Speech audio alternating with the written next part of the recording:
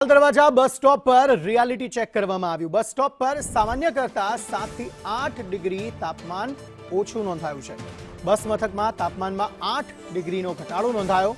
ખુલ્લામાં 42 ડિગ્રી તાપમાન નોંધાયું, જ્યારે બસ મથકમાં 33.8 ડિગ્રી તાપમાન નોંધાયું। ગરમી ઘટાડવા સતત પાણીનો છંટકાવ કરાયો।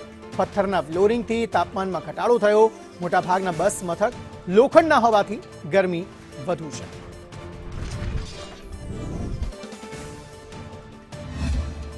મટીરિયલની જે સરફેસ હોય છે ને તે સરફેસનું ટેમ્પરેચર છે તે અલગ અલગ નોંધાતું હોય છે। ઉનાળાની સિઝનમાં આવા અનુભવો છે તે લોકોને થતા હોય છે ને આ અગાઉ જે ડામરનું ટેમ્પરેચર આપને બતાવ્યું, હવે આપને બતાડીશ કે પથ્થર જે હોય છે ને પથ્થરનું ટેમ્પરેચર કેટલું રહેતું હોય છે। સીધો તાપ અહીં નથી આવતો અને આ ફ્લોર જે છે તે પથ્થરનો ફ્લોર અહીં તૈયાર કરવામાં આવ્યો છે। ટેમ્પરેચર અત્યારે 33.5 થી 7 ડિગ્રી જેટલું નોંધાઈ રહ્યું છે।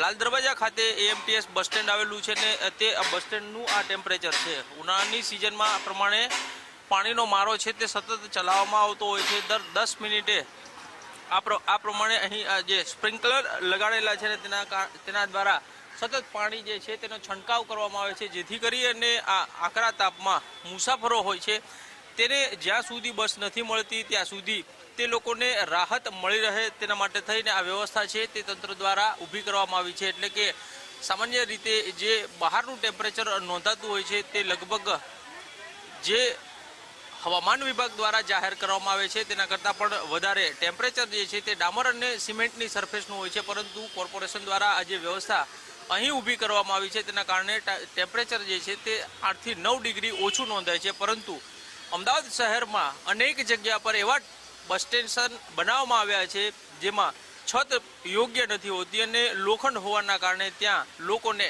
આકરી ગરમીનો સામનો કરવો પડે છે। કેમેરામેન સંદીપ રાઠોડ સાથે કશ્યપ જોશી, સંદેશ ન્યૂઝ, અમદાવાદ।